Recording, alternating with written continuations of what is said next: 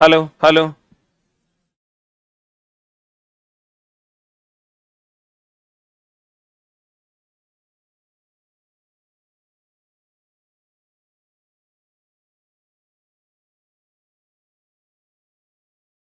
Light चल रहा है क्या?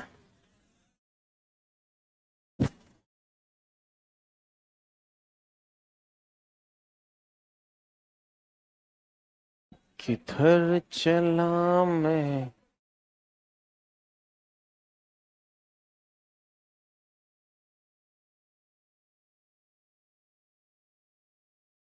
कहां तक हुआ था? हमको लगता है आपतन और परावर्तन का नियम पढ़ा दिए थे, हम समतल दर्पण पढ़ा रहे थे। वही बैच है नहीं?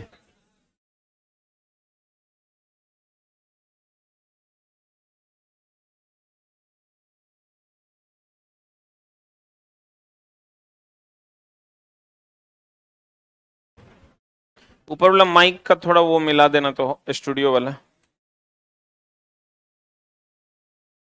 समतल दर्पण है रे चला।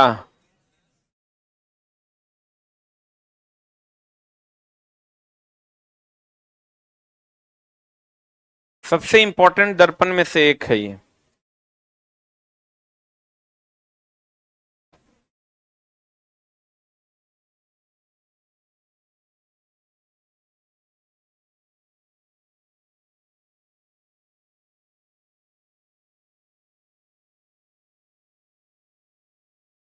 जितना बड़ा वस्तु है उतना ही बड़ा क्या बनता है? प्रतिबिंब बनता है। और जितना दूरी पर वस्तु है उतने दूरी पर प्रतिबिंब बनता है। जितना बड़ा वस्तु है उतने बड़ा प्रतिबिंब बनता है। और जितनी दूरी पर वस्तु है उतनी ही दूरी पर प्रतिबिंब बनता है। अगर 10 मीटर की दूरी पर वस्तु है तो 10 मीटर की दूरी पर प्रतिबिंब बनेगा। अगर आपको दर्पण में अपनी पूरी लंबाई देखनी है, अगर आप मान लीजिए 5 फुट के हैं या 6 फुट के हैं और आप अपनी पूरी लंबाई समतल दर्पण में देखना चाहते हैं, अपनी लंबाई की आधी लंबाई का दर्पण लेना होगा। कितनी लंबाई का? आधी लंबाई का दर्पण लेना होगा। हाँ गुरुजी। हाँ हाँ ठीक है, नमस्ते। हाँ, बस बहुत बढ़िया। अभी तो हाँ, आपको भी सर बहुत बहुत शुभकामनाएं। आ,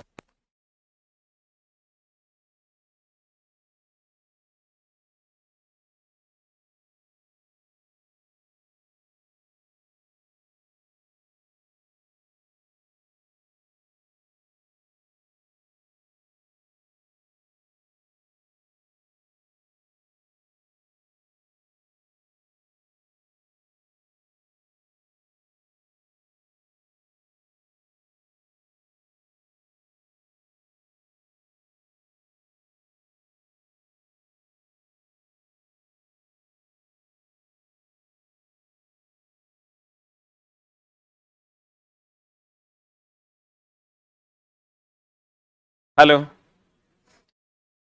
कहते हैं चला जितनी दूरी पर वस्तु होगा उतनी ही दूरी पर क्या बनेगा? प्रतिबिंब। अगर मान लीजिए कि हम 8 फुट के हैं और हमको अपना पूरा प्रतिबिंब किसी समतल दर्पण में देखना है तो कम से कम 4 फुट का दर्पण होना चाहिए। कितना फुट का?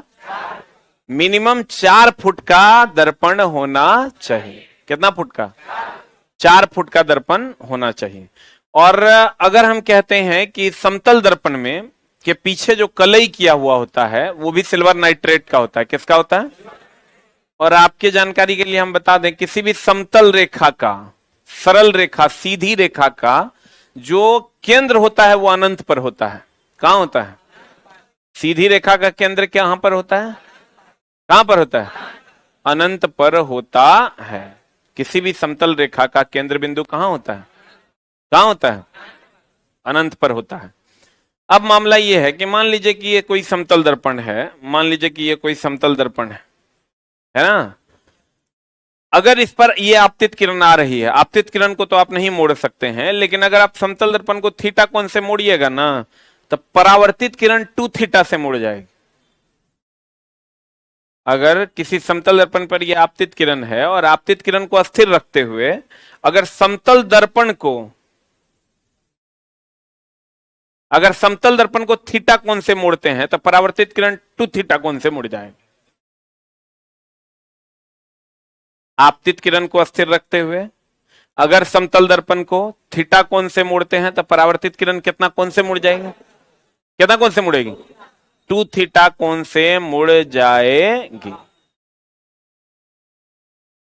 किसी भी समतल दर्पण में प्रतिबिंबों की संख्या विषम होती है और वो निर्भर करता है 360 बटे थीटा या 360 बटे थीटा -1 पर। किसी भी समतल दर्पण में प्रतिबिंबों की संख्या विषम होती है जो निर्भर करती है 360 बटे थीटा या 360 बटे थीटा -1। नहीं समझे? किसी भी समतल दर्पण में प्रतिबिंबों की संख्या कितनी कैसी होती है, विषम। विषम बोले तो 2 4 6 1 3 5, यही ना विषम है। तो प्रतिबिंबों की संख्या हमेशा विषम होती है जो निर्भर करती है 360 बटे थीटा या 360 बटे थीटा -1। क्लियर है? अब चला जी, अगर मान लीजिए कि दो प्रतिबिंब, थीटा क्या है, दो दर्पण के बीच का कोण। थीटा क्या है दोस्त? दो दर्पण के बीच का कोण। अगर मान लीजिए दो दर्पण के बीच का कोण 90 डिग्री हो, कितना डिग्री हो, 90 डिग्री हो, तो प्रतिबिंबों की संख्या हो जाएगी 360 आप बटा 90, 9 चौका 36। 4 तो होगा नहीं, तो ई फॉर्मूला नहीं लगाएंगे, तब ई फॉर्मूला लगाएंगे। 4 -1 इज इक्वल टू कितना, 3। अगर इसी से विषम आ जाता तो यही फॉर्मूला लगा के आंसर। अगर विषम नहीं आया तो ये फॉर्मूला लगा के आंसर। नहीं आएगा चला तो एक घटा देंगे तो विषम आइए जाएगा रे। अगर नहीं आया तो एक घटा देंगे तो विषम आ ही न जाएगा। बुझा रहा है? ध्यान दीजिएगा, हमने कहा समतल दर्पण में कभी सैलून गए हैं? जाते हैं? एक बार सैलून वाला मेरे घर के बगल में पूछे गए, जी इतना स्टूडेंट एरिया है, भीड़ काहे नहीं रहती? वीडियो पॉज हो गया, ये वो नया बीमारी धर लिया। तो वो बोलता है सैलून वाला कि सर लड़का सब बाल नहीं कटाता है। हम बोले भाई ऐसा क्यों, why this thing is happen? कहता सर उसका बाल जब इतना बड़ा बड़ा हो जाता है ना तब उस सैलून में आता है, तो उन सबके दाढ़ी बढ़ल है, कुछ कुछ का तो है ही नहीं है। अरे वीडियो पॉज हो गया यार, कैमरा क्यों नहीं दिखवाते हैं?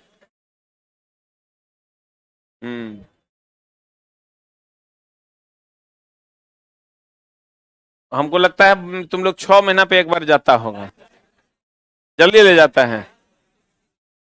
पता नहीं का रे भांजा, हम अपने भांजा को कब से कह रहे हैं दाढ़ी कटाओ दाढ़ी कटाओ, अब तुम जवान हो गया तो पहली बार दाढ़ी कटाएगा, लगता है पूजा उजा करवा कटाएगा। देखो कहते हैं चला जी कि समतल दर्पण में प्रतिबिंबों की संख्या विषम होती है। क्या होती है चला? विषम का मतलब हो गया 1 3 5 7। ऑनलाइन वालों थोड़ा सा बर्दाश्त करो, कैमरा का कुछ प्रॉब्लम हो गया है। तो प्रतिबिंबों की संख्या जो विषम होती है तो वो या तो पहले फॉर्मूला से आएगी या तो दूसरे फॉर्मूला से, या तो 360 बटे थीटा से या 360 बटे थीटा -1। ठीक है ना?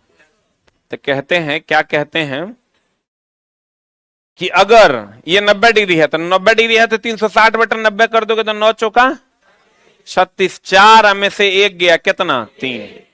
4 में से 1 गया कितना, 3। तो प्रतिबिंबों की संख्या अगर दो समतल दर्पण एक दूसरे से के लंबवत हो तो प्रतिबिंबों की संख्या 4 की 3।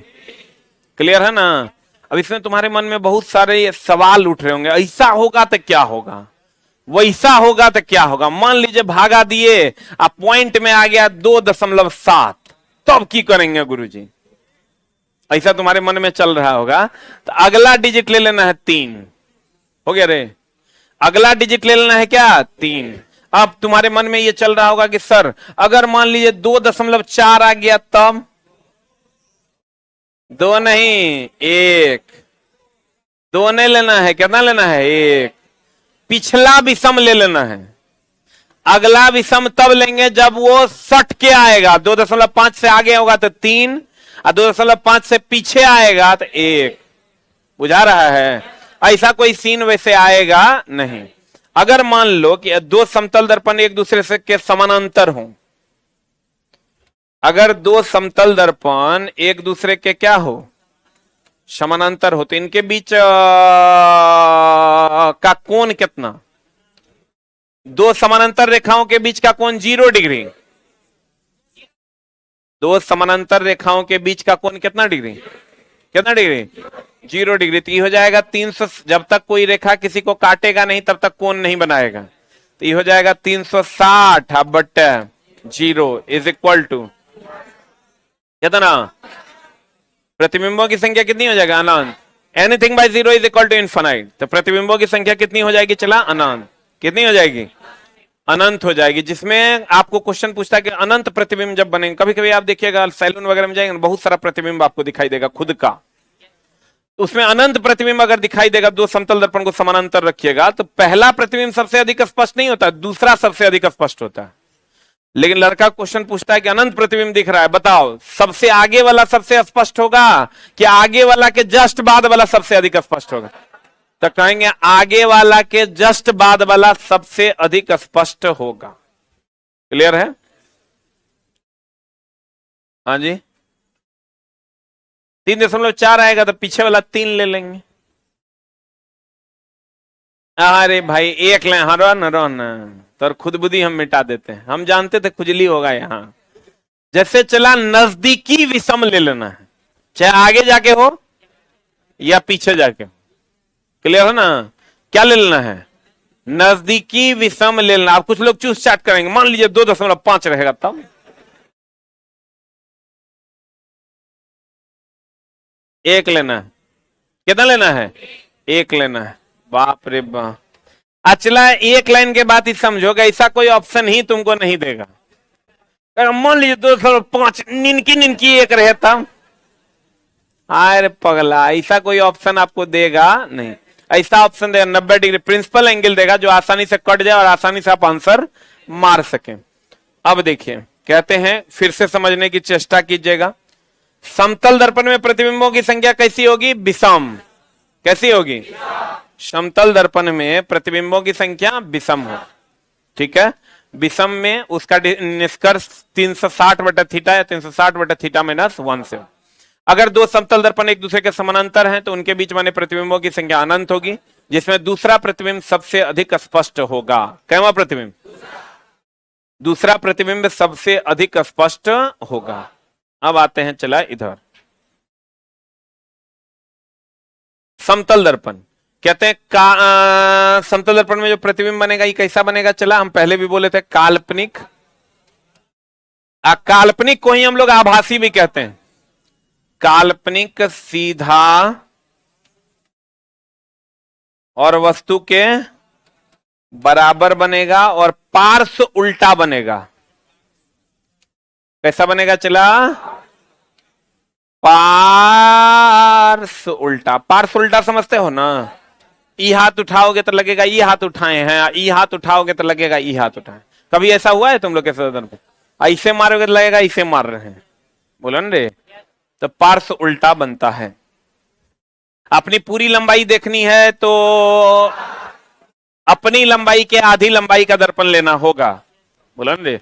अब इसी को पूछ देगा बढ़ा चढ़ा के, सुनीता की ऊंचाई 6 फुट है। सुनीता अपने आप को पूरा एक दर्पण में देखना, समतल दर्पण में देखना चाहती है, तो बताइए सुनीता कितनी ऊंचाई का दर्पण ले ले?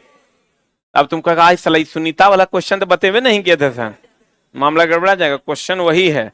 अगर आपको कहे ना कि अगर ये v मीटर पर सेकंड के वेग से दौड़ेगा, कौन? वस्तु। वो समतल दर्पण है, आप v मीटर पर सेकंड के वेग से अगर आप दौड़ रहे हैं तो आपको आपका प्रतिबिंब 2v मीटर पर सेकंड से दौड़ता हुआ प्रतीत होगा। अगर आप भी से दौड़िएगा ना तो आपका प्रतिबिंब टू भी से दौड़ता हुआ प्रतीत होगा, होगा नहीं। आपको ऐसा लगेगा कि वो जो मेरा प्रतिबिंब है वो टू भी से मेरी ओर आ रहा है। बोलन रे, नहीं बुझा? कहते हैं अगर आप समतल दर्पण की ओर भी मीटर पर सेकंड के वेग से दौड़ रहे हैं तो आपको आपका प्रतिबिंब टू भी मीटर पर सेकंड से दौड़ता हुआ प्रतीत हो। क्लियर है? तो कहते हैं फिर से समझना, समतल दर्पण में प्रतिबिंब कैसा बनता है? काल्पनिक या आभासी, वस्तु के बराबर, सीधा और पार्श्व उल्टा। ठीक है? Any doubt? कहते हैं अगर भी मीटर पर सेकंड के वेग से दौड़ेंगे तो हमें कितना मीटर पर सेकंड से दौड़ता हुआ प्रतीत होगा? टू भी मीटर पर सेकंड के वेग से दौड़ता हुआ प्रतीत होगा। Any doubt? पक्का? जितना बड़ा वस्तु होगा उतने बड़ा प्रतिबिंब बनेगा, जितनी दूरी पर वस्तु होगा उतनी ही दूरी पर प्रतिबिंब बनेगा। बोलन रे, अगर 10 मीटर की दूरी पर वस्तु है तो कितना मीटर की दूरी पर बनेगा? 10 मीटर की दूरी पर ही प्रतिबिंब बनेगा। Any doubt? बहुत बढ़िया बात है। अगर भी मीटर पर सेकंड के वेग से अगर वस्तु दौड़ेगा तो प्रतिबिंब कितना मीटर पर सेकंड के वेग से दौड़ता है? टू भी से ना।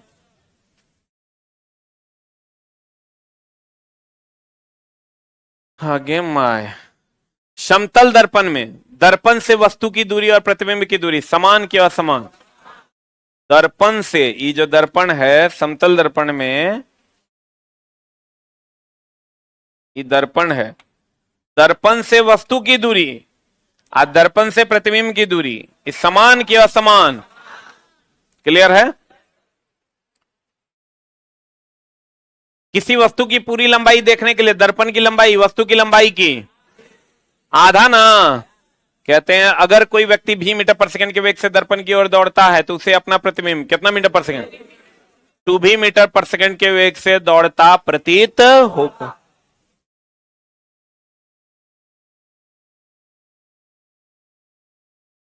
अगर समतल दर्पण थीटा कोण से घुमाते हैं तो परावर्तित किरण कितना कोण से घूमेगी? 2 थीटा कोण।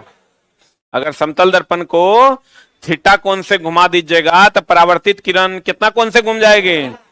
2 थीटा कोण से घूम जाएगी। अगर कोई समतल दर्पण एक दूसरे से थीटा कोण पर हो तो उनके बीच बने प्रतिबिंबों की संख्या क्या हो जाएगी? विषम, जो होगी 360 बटा थीटा या 360 बटा थीटा माइनस 1।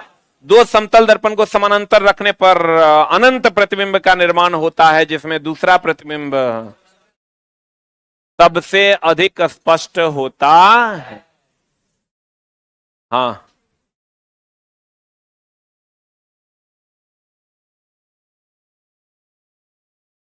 चला, जैसे आप जो ये बात बोल रहे हैं ना, ये करते करते हमारा 9 साल हो गया।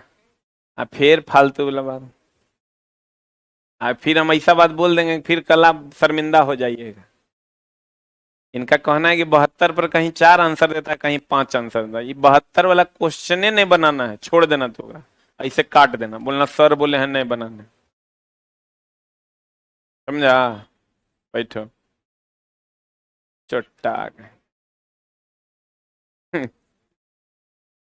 तोरा जैसा चला हर घंटा हम 800-900 चरा के भेज देते हैं।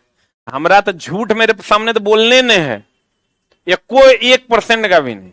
अब चला साइंस में कहा कौन किताब में की लिखल है ना, हेने से दौड़ रहा है, तो कृपया हमरा नहीं चराएं कि कहीं 4 देता है कहीं 5 देता है। तो चुट्टा कहेंगे तुम जान लो मेरे सामने ना सब काम करना। साइंस में कम से कम चला झूठने वाला, हम अपने जीवन का 9 साल दिए हैं इसको, और भी भर दिन 13 घंटा, इसलिए हमरा चराने की कृपया कोशिश ना करें। आपको क्या करना है, हम सही मायने में हम तुरा बताते हैं, हमको मेरे जीवन काल में 9 साल से क्वेश्चन डिस्कशन करवाए, एलपी का साइंस टेस्ट ये वो 9 तरह, आज तक इसका एको क्वेश्चन मिलवे नहीं किया है प्रीवियस ईयर में, ओरिजिनल प्रीवियस ईयर में। अब जबरदस्ती कहीं सेट पर 72 डिग्री करके 4 से भागा देगा 6 आंसर दे दे, अलग बात है। हम बोले रूल क्या है? रूल ये है कि प्रतिबिंबों की संख्या हमेशा विषम होगी, यही रूल है। ये रूल हम अपन ससुर घर से तो लाए नहीं है, ये कहां से आया? ई चला किसी न किसी किताब में लिखल है, वहां से हम कॉपी एंड पेस्ट। कोई अच्छा चला, हमारा औकात है नया रूल बना देने का? किसी के बाप का औकात नहीं है अब नया रूल बना देगा। रूल प्रैक्टिकली प्रूव्ड होके किसी किताब में लिखाया, वहां से हमने कॉपी किया, उसको हमने अपने तरीके से सजाकर चीजों को प्रस्तुत किया। यही ना मामला है। हमको कहता है बच्चा सर ई ऐसे है, दूसर किताब में ऐसे है। अरे भाई, हमार किताब में जो लिखल है को लाइन हमर ने है, किसी के औकात भी नहीं है कि किताब में नया थ्योरी इजाद कर दे। न्यूटन के 5वां नियम, 4था नियम, सब किताब में एक के बाद चला लिखल है। सारी चीजें किसी न किसी किताब से कॉपी होके आती हैं, और वो किताब भी चला एनसीईआरटी को फॉलो करता है। कोई भी किताब जो भी मार्केट में, हम लोग भी वही करते हैं। तो आपको क्या करना है चला जी, हमारे बताए हुए रास्ते पर आप आंख मूंद कर चल सकते हैं, क्योंकि जहां हमको लग जाएगा ना कि यहां बबुआ हमारे फंस जाएगा, तो हम अपने आप को रोक देंगे। और नहीं तो चला चूस चाट कीजिएगा, तो बोले तो हर बातें को चाटा जा सकता है, नहीं चाटा जा सकता है। इसलिए कृपया आप इस पचड़े से अलग हटें। और आपको जो जब भी आपको क्वेश्चन देगा, दुए को देगा, एगो 90 डिग्री, एगो 0 डिग्री, 45 नहीं देगा, एक 90 और एक 0। तो 90 देगा तो 9 चौका 36, 4 में से 1 गया 3, और 0 देगा तो अनंत। यही दो क्वेश्चन आपको मिलेगा, ठीक है। अगर बाद में 72.6.3 मिल जाए ना, तो क्वेश्चन को काट देना, बोलना झा सर बोले हैं ये क्वेश्चन नहीं पूछेगा, ठीक है। जबकि आप कहिएगा कि नहीं अगर दे दिया तो हम बोले हैं नजदीकी विषम ले लेना है, ठीक है। कहिएगा नहीं अगर नजदीकी विषम 2 को दे दिया तो जिधर की ओर ज्यादा झुकेगा उसको ले लेना है। कहेगा मान लीजिए कि दोनों तरफ समान झुकेगा तो जे ओकरा में से रहेगा एक ओकरा ले लेना है, और नहीं रहेगा तो दोसर नहीं रहेगा, छोड़ देना है दोसर को। जे ओकर नजदीकी रहेगा ओकरा ले लेना। कहेगा मान लीजिए कि 2 को नजदीकी दे दिया तो हमरा आगे हमारा गला काट देना। अरे चला जी, वैसा कुछ होगा ही नहीं, उस एक्सट्रीम पोजीशन पे क्वेश्चन कभी जाएगा नहीं।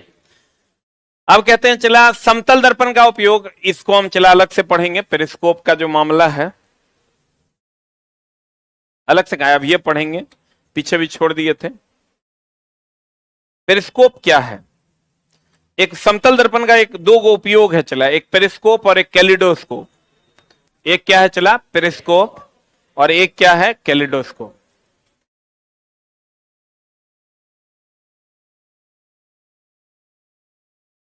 पहले इस सब में चला बड़ा परेशानी होता था। पहले बच्चा कहता था ना, जैसे लिखाते थे नींबू का पीएच, कहता था परवल के बताओ। अब सलाम याद कर करके जाते थे ओकरा बताने, की करेंगे ना बेइज्जत कर देता। हम अपना जो है विकिपीडिया खोल खोल के दे रट्टा दे, परवल बैगन आलू सब रट के जाते थे। जैसे पूछता था पट से बता देते थे हमको, लेकिन पहले से पता था कि चूस चाट करेगा। अब लेकिन पूछता कहता हमारा नहीं आता है, अब पढ़ना नहीं है इसलिए नहीं पढ़ाएंगे। पहले ऐसा बोलते, कहते नहीं आता है तो आया काहे तुम रे, जल्दी भागो यहां से। तो हम तेज आदमी, हम क्या करते थे भैया, सब के पीएच रट लेते थे। हमको पता था कि क्वेश्चन पे बच्चा ये बात पूछेगा, जो कि फालतू का बात है, लेकिन वो पूछेगा क्योंकि नया टीचर देखेगा तो क्या आएगा ज्यादा। तो हम सब रट फट के जाते थे। जैसे पूछे कदुआ जी लिखिए ना, आप पूछता कदुआ तो मारेंगे, इतना मार के भागो जल्दी यहां से, कदुआ पूछेगा। अब चल चुकी, अब तो हम जो कहेंगे वही होगा। पहले लेकिन ऐसा होता नहीं था, अपना हिसाबे से काम कर लेते थे कि भैया जे पूछोगे सब बता देंगे। अब चला डाल्टन के बारे में आपको पढ़ना है, तो आप डाल्टन के बारे में पढ़िए, आइंस्टाइन के बारे में पढ़िए, न्यूटन के बारे में पढ़िए। अब उसी में लिखा हुआ है जे क्लस्टर। अब जे क्लस्टर के बारे में पढ़ना नहीं है, लेकिन अगर 3 गो ऑप्शन के अलावा 3 गो ऑप्शन हम लिखा दिए, न्यूटन ने ये किया, आइंस्टाइन ने E=mc² दिया, गैलीलियो ने दूरदर्शी का खोज किया, तो लड़का कहता जे क्लस्टर वो की किया था। हम भैया विकिपीडिया देख लेते थे कि उसने जो है कोशिका के सिद्धांत के समय में तनी तनी देखा था, लिखा दे ले बाबू जेकरा तू खुश हुई, जबकि वो कभी पूछेगा नहीं, तो ये जबरदस्ती तनी तनी देखा था, बगल में खड़ा था, लिख लो तुम, तुम खुश हो जाओ। देखो पहले चला बच्चा बड़ी परेशान करता था। अब देखो चला, कहने का मतलब ये है पेरिस्कोप। देखिए आपके सामने है पेरिस्कोप, यही फिगर हम बना दिए। इसमें देखिए समतल दर्पण लगल है। ये पेरिस्कोप का खासियत क्या है जानते हैं?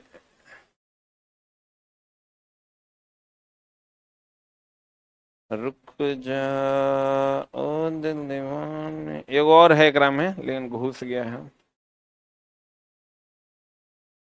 भावनाओं को समझो ना, यहाँ है। इसमें अब फायदा क्या है चला जानते हो? जैसे यहां पर आप आंख रखिए, यहां इसके सामने में मान लो कि ये समुद्र है,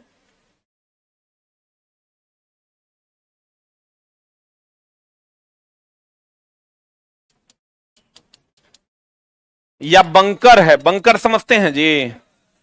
क्या होता है बंकर? गड्ढा। बंकर बोले तो गड्ढा। अब इसमें आप समुद्र के अंदर छुप जाइए, आज छुप के, ऐसे छुप गए ना, छुप के वो खाली इतने बाहर निकाल दीजिए, यहां से अगर दुश्मन देश का नाव आ रहा है, ऐसे अपना यहां आप देख सकते हैं, आपको नहीं देखेगा क्योंकि आप ऊपर है ये नहीं। यहां ई जो है, ई वाला पोर्शन यहां है, आप यहां पर सब बात देख लीजिए। हम समुद्र में अभी छिपे हुए हैं, कहां है? तो चला यहां पर आप सब बात देख लीजिएगा, आ रहा है, आ रहा है। और जितना दूरी, क्योंकि समतल दर्पण है, जितना दूरी पर वस्तु है उतने दूरी पर प्रतिबिंब बनता है, तो आपको अंदाजा भी हो जाएगा कि कितना नजदीक आ रहा है और कितना बड़ा है। अगर आपको चारों तरफ देखना है तो फिर ऐसे घुमा भी लीजिए कि और कोई तो नहीं है, और जैसे सटेगा कि एकाएक भैया निकल जाइए, धुंधुना दीजिए। तो ये इसका उपयोग, आने दीजिए, उधर से आइए ना, आने दो। इसका उपयोग, हाँ हो की देख रहा है, इसका उपयोग चला बंकर में छुपकर। जैसे मान लो कि ये पाकिस्तान के बॉर्डर पे हैं हमारे सैनिक, और पाकिस्तान के बॉर्डर पर किसी को देखना है कि हमारे सतह पर कोई आ रहा है कि नहीं आ रहा है, वो लोग सामने में खड़ा रहेगा, चला मार देगा। तो मार देगा तो हम लोग क्या करते हैं भैया कि 6 फुट का गड्ढा खोद लिए, बहुत बड़ा ये ले लिए पेरिस्कोप, ऐसे खाली रख दिए सतह पर, जब जब मन ऐसे ऐसे घुमा रहे हैं।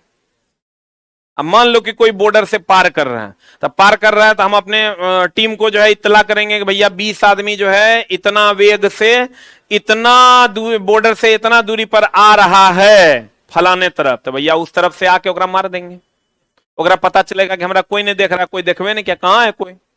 इससे तुम बहुत आसानी से देख सकते हो। इसमें 2 समतल दर्पण होते हैं 45 डिग्री के कोण पर, एगो यहां एगो यहां। बोलो हाँ या ना। अब इसमें प्रतिबिंब कैसे बनता है? एगो प्रतिबिंब जाएगा यहां, यहां से जाएगा यहां किरण, और फिर यहां आएगा, फिर ये किरण यहां जाएगा, फिर यहां आएगा, फिर यहां आएगा। बोलो हाँ या ना। अरे बोलो हाँ या ना। तो भैया ये ऐसे ऐसे ऐसे, ये दोनों समतल दर्पण एक दूसरे से 45 डिग्री के कोण पर होते हैं। आप बताओ, जिस माध्यम में गया उसी माध्यम में आ गया, तो ये घटना परावर्तन है, क्या है? तो कहते हैं पेरिस्कोप जो है परावर्तन के सिद्धांत पर काम करता है। पेरिस्कोप किस सिद्धांत पर काम करता है? किस सिद्धांत पर? क्यों परावर्तन? यहां से टकराया, टकरा कर वापस ना आया, समतल दर्पण है ना, और दर्पण हमेशा परावर्तन करता है। दर्पण क्या करता है? तो भैया दोनों दर्पण, दोनों समतल दर्पण कितना कोण पर उपस्थित है? कितना कोण पर? 45। अब कहते हैं पेरिस्कोप समतल दर्पण का उपयोग कहां किया जाता है? पेरिस्कोप में। पेरिस्कोप का प्रयोग बंकर के अंदर छुपकर या समुद्र के अंदर छुपकर युद्ध करने के लिए किया जाता है। एक जगह और समतल दर्पण का उपयोग करते हैं, कैलिडोस्कोप में। कहां पर चला? उसको कहते हैं बहुरूपदर्शी। अब कैलिडोस्कोप क्या होता है चला, हम आपको पहले भी बोले थे कि जिसमें वहां मेला उला में जाइएगा ना, तो एगो देगा ऐसे पाइप टाइप का, उसको ऐसे से ऐसे आंख करके बच्चा सब देखता है, उसको घुमाता है, तो घुमाने के बाद वो अलग अलग रंग का दिखाई देता है। देखे हो? उसको हम लोग बहुरूपदर्शी कहते हैं। क्या कहते हैं उसको? तो उसमें भी हम लोग इसका उपयोग करते हैं। तो यहीं पर लिख लो, कैलिडोस्कोप यानी बहुरूपदर्शी।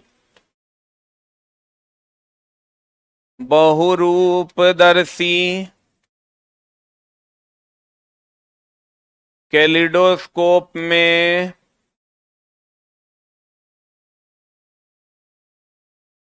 समतल दर्पण का प्रयोग किया जाता है।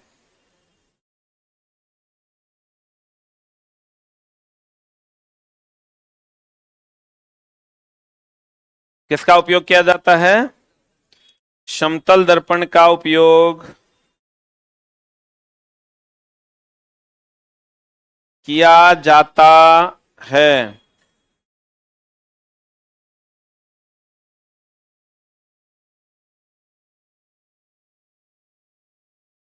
किसका उपयोग किया जाता है चला जी? कैलिडोस्कोप बहुरूपदर्शी में समतल दर्पण का उपयोग किया जाता है। अब पेरिस्कोप में भी समतल दर्पण कितना डिग्री कोण पर होते हैं? 45 डिग्री। लिख लो, पेरिस्कोप में समतल दर्पण, दो समतल दर्पण, पेरिस्कोप में दो समतल दर्पण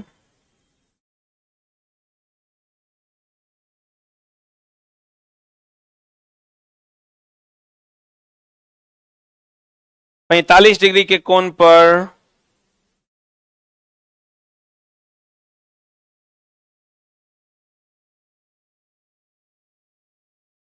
पैंतालीस डिग्री के कोण पर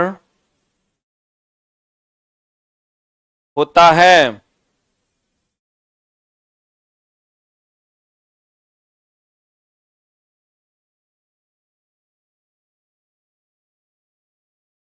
कितना कोण पर चला? अब बताओ, यदि कोई समतल दर्पण एक दूसरे से 90 डिग्री के कोण पर झुके हो तो उनके बीच बने प्रतिबिंबों की संख्या कितनी होगी? 360 बटा 90, 9 चौका 36, और 4 माइनस 1 3। सही है ना? अब देखो, क्वेश्चन आपको देगा कि अगर कोई समतल दर्पण है दोस्त, कौन दर्पण है, और ये 25 सेंटीमीटर की दूरी पर है, कितना सेंटीमीटर? 25 सेंटीमीटर की दूरी पर है, तो प्रतिबिंब भी 25 सेंटीमीटर की दूरी पर बनेगा रे दोस्त। बोलो हाँ या ना। अगर 25 सेंटीमीटर की दूरी पर वस्तु है तो 25 सेंटीमीटर की दूरी पर ना प्रतिबिंब बनेगा। बहुत बढ़िया बात। ये है पहला, ये है वस्तु की प्रारंभिक स्थिति। वस्तु की प्रारंभिक स्थिति, और ई है चला प्रतिबिंब की प्रारंभिक स्थिति।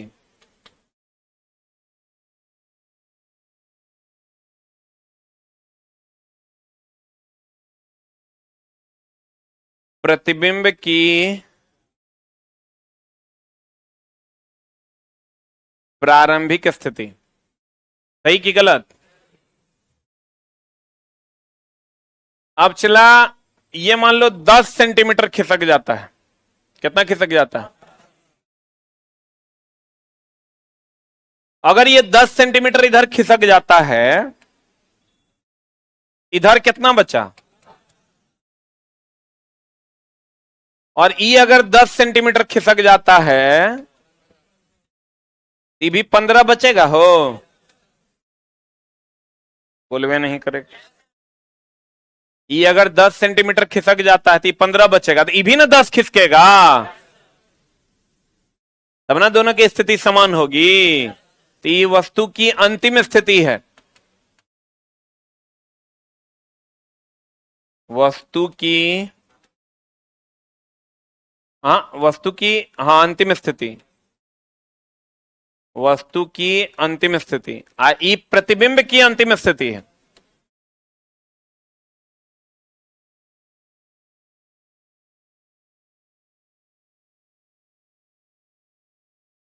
फिर से समझना, ई वस्तु की कौन स्थिति है? प्रारंभिक स्थिति। ई वस्तु की, भाई प्रतिबिंब की प्रारंभिक स्थिति। बोले मैं नहीं करेगा। जब ये 10 सेंटीमीटर खिसका है तो ये भी तो 10 सेंटीमीटर खिसकेगा। अब अगर आपको कह दे वस्तु की प्रारंभिक स्थिति और प्रतिबिंब की अंतिम स्थिति के बीच का दूरी कितना?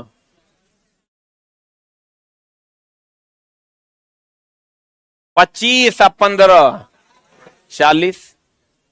बोले मैं नहीं करेगा। बाबू ये प्रारंभिक वस्तु की स्थिति है तो 25 पर, तो प्रतिबिंब की प्रारंभिक स्थिति भी कितना पर है? 25 पर। अभी जब 10 सेंटीमीटर इधर खिसकाती 15 न बचा, तो ये भी चला 15 न बचेगा। अंतिम स्थिति है प्रतिबिंब की। बोलो। कहता है अगर कोई व्यक्ति किसी समतल दर्पण से 25 सेंटीमीटर की दूरी पर है, कितना की दूरी पर, और वह दर्पण की ओर 10 सेंटीमीटर जाता है, वो दर्पण की ओर किधर जाता है? 10 जाएगा तो 15 न बचेगा हो। बुझा रहा है कि बुरा में जा रहा है? ये 10 जाएगा तो भी ना 10 आएगा, तब ना 15 एकड़ बचेगा, 15 एकड़ बचेगा। कुछ लोग झूठे हो कर रहे हैं। तो मैथवा है गोल और दिमाग है साफे औल बोल। ये 25 है तो ये भी ना 25। अब एकरा घिसका के किए 10 इधर किए तो भी 10 इधर आएगा।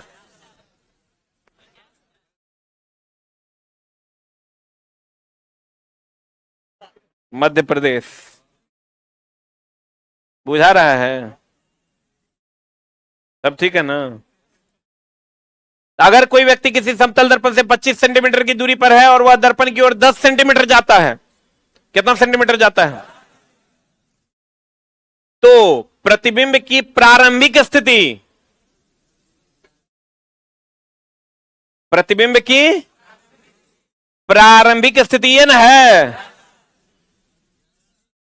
और वस्तु की अंतिम स्थिति के बीच का कोण, के बीच का दूरी कितना होगा? 40 होगा आंसर। देख रहा किने किने की हो गया रे, कैसे होगा रे छोटका? अरे बुझा रे? पक्का? एगो सवाल बनाओ।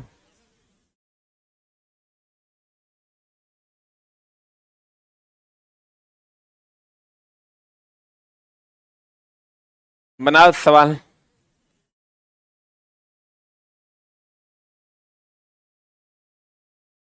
दें, लिखिएगा।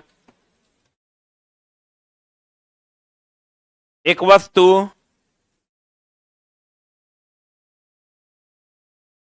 दर्पण से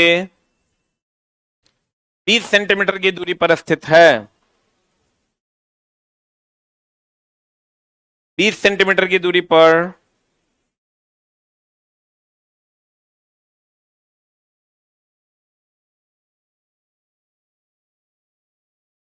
स्थित है।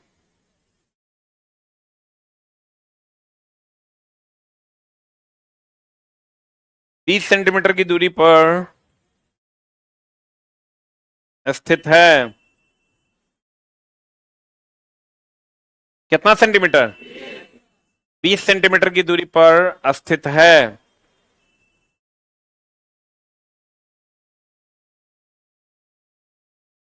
अगर उसे 5 सेंटीमीटर, अगर उसे 5 सेंटीमीटर दर्पण की ओर खिसका दिया जाए, अगर उसे 5 सेंटीमीटर दर्पण की ओर खिसका दिया जाए, तो दर्पण से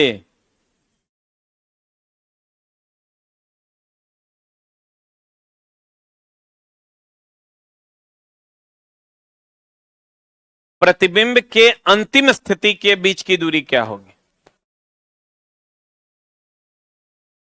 तो दर्पण से प्रतिबिंब के अंतिम स्थिति के बीच की दूरी क्या होगी? क्या होगा रे? कितना? वाह, वेरी गुड। क्या कह रहा है क्वेश्चन? कितना दूरी पर है? पहले 20 सेंटीमीटर की दूरी पर है और कितना खिसका रहा है? तो देखो ये 20 सेंटीमीटर की दूरी पर वस्तु है, बोलो ना चला। तो 20 सेंटीमीटर की दूरी पर ना प्रतिबिंब बनेगा। ये प्रारंभिक या अंतिम? बेटा ये वस्तु की प्रारंभिक स्थिति है, अब आप प्रतिबिंब की प्रारंभिक स्थिति बोलो। अब 5 सेंटीमीटर खिसका रहा है टीवी ना 5 सेंटीमीटर खिसकेगा। तो ये अंतिम स्थिति हुआ प्रतिबिंब का। दर्पण से अंतिम स्थिति के बीच की दूरी 15 है ना हुआ रे।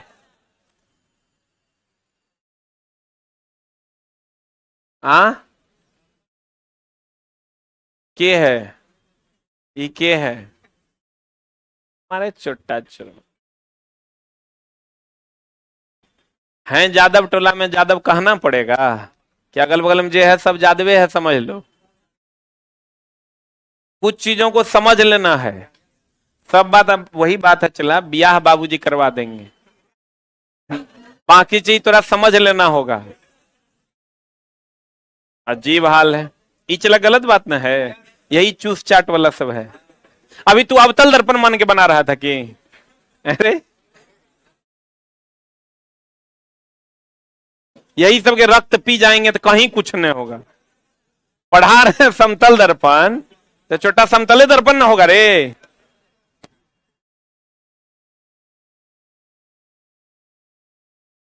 समतल दर्पण पढ़ा नहीं, अवतल दर्पण मान के बनाना है। गलती हो गया, सॉरी। समतल दर्पण लिख लो, चौहड़मल कहीं। दर्पण अगर देखो, ये हमेशा ध्यान रखना, अगर दर्पण कुछ नहीं कह रहा है तो यूनिवर्सल दर्पण जो होगा, जो सबसे ज्यादा प्रयोग किया जाता होगा, उसको लेना होगा। और सबसे ज्यादा प्रयोग किया जाता है समतल दर्पण। ठीक है ना, बोलो न रे। बड़ा समस्या। और सब बढ़िया है ना। कितना दूरी पर वस्तु तो कितना दूरी पर प्रतिबिंब, जितना दूरी पर वस्तु उतने दूरी पर प्रतिबिंब, सही है ना। जितना वो लंबा वस्तु उतने लंबा प्रतिबिंब, खाली पार्श्व उल्टा होगा। ऐसे करेंगे तो ऐसे दिखाई देगा, हाँ कि ना। अगर हम 20 मीटर पर सेकंड से दौड़ेंगे तो हमें अपना प्रतिबिंब, अगर थीटा कोण से दर्पण को घुमा देंगे, 2 थीटा कोण, प्रतिबिंब जो है विषम होगा। 360 बटा थीटा, 360 बटा theta minus. Clear. Thank you very much.